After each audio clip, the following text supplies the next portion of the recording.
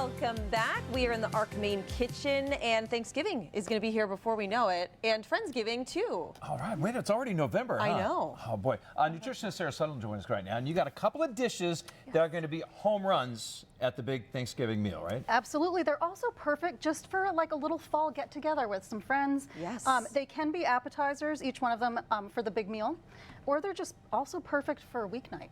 Why not? Love it. All right. So I already love what I'm seeing here. Right, and you can smell everything smells so good. Yes. So first we're starting with a baked brie bread, and we're going to top it with an autumn salad. So I've seen this all over Instagram. I promise it's a grand slam.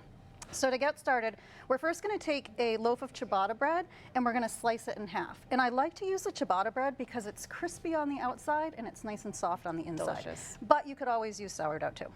We're going to give it a little spread of fig butter. Okay. I know.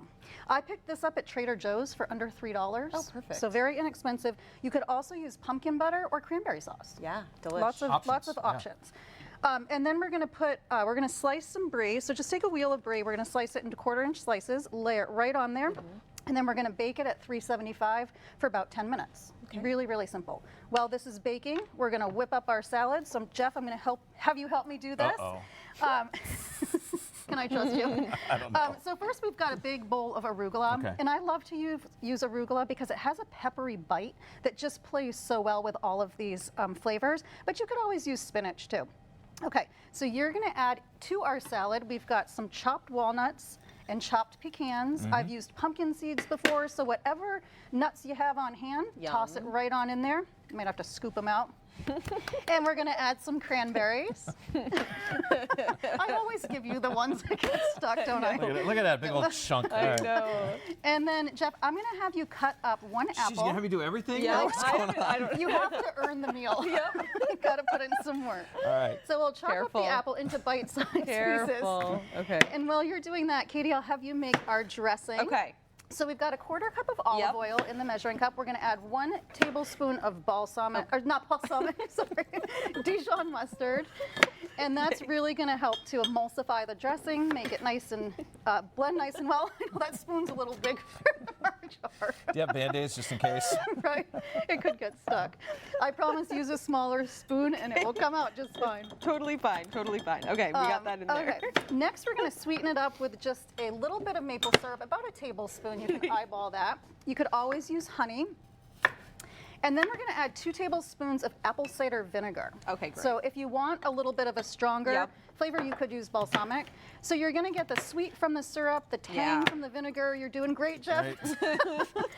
And just whisk that together, and then we're going to pour that right on top. So just a really easy dressing. Nothing too fancy about this one. All right, don't forget about me. Right? Thanks. I know, I gave you the hard job. And then we're just going to add the apples right in. And we'll give this a big mix. Perfect. Should I do the dressing now or after the apple? Sure, go ahead. Since I'm so slow, I get the message, Katie. All right. Jeff, And hurry because arugula is a little bit hardier, it holds up really well. So Okay. even if you're not serving this right away, you can still dress it. Sure. I actually Careful. think it's even good I'm the so next worried day. about you right here. Little fingers. All right, here we go. He did it, folks. Not All bad. right, perfect. Good Let's job. toss that right on in there. Okay. So just a handful of ingredients, Okay. but all of those gorgeous fall flavors. And then we're just going to take a little scoop of we're going to put it right love on that. top of the bread. Would you like to try? Yeah, let's see. Are you worn out? It's a lot of stressful work. Right? It's very festive looking too. Yeah, and it nice. looks impressive, but Yes. to be honest, it comes together in about 10 yeah. to 15 minutes. So really easy. And I do love to use the brie because it gets soft and Yes. gooey. But if you don't care for brie, you could always use, here, I'm going to help you out. So this could, I mean, you might want to have a bib for this, right? Because Right. this could Maybe get a little messy bit. when you take a bite. Yeah, I mean, most of us At least can for make it me. work. I think most of us. A bib for me. You there might you go. want the bib. Yes. Right.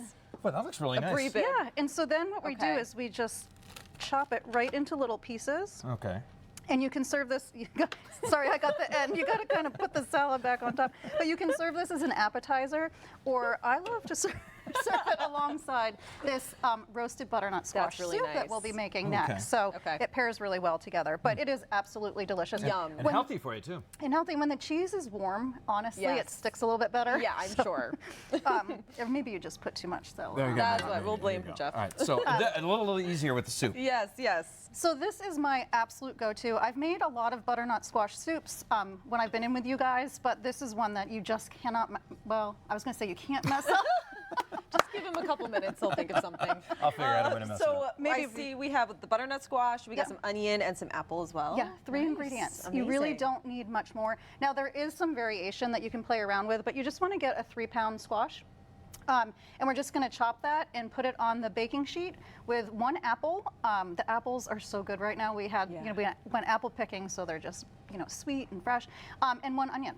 And that's it. Perfect. Is there a right way or a wrong way to cut this? Yes, so you have to throw some muscle into it. I'm not going to lie. You gotta go to the weight room. But okay. you want to cut the end off here, and then we're going to cut the other end off, and then you cut right at that bulbous point right there, and so you'll have the 2 pieces, and then you can just go ahead and peel it.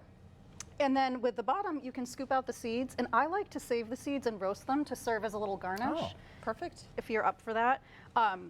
So really simple. It's not honestly too hard, and if you don't want to do it on your own, you can take shortcut. Yeah. Every store sells Oh, yes. already peeled and diced squash. Or hire the professional right Yeah. here. Right? So we'll just drizzle that with a little olive oil and add some salt and pepper, and we just Okay. roast this at 425 for about 20 to 25 minutes, just until the squash caramelizes, the onions brown, and the apples soften. You could always add to the sheet pan like a little bit of cinnamon Ooh, yeah. if you want some nice warming fall spices. How about some garlic? Sure.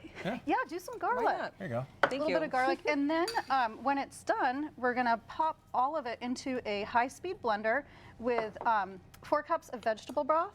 And we Perfect. just blend it until it's super smooth and creamy. Put it in a saucepan. Great consistency. Yeah, and if you want to, you could always do a can of coconut milk just to Ooh. give it like a little bit of a creamier consistency. I've done that before, and the sweetness of the coconut milk and the squash, apples, onions, it just all works Delicious. perfect. Love the color too.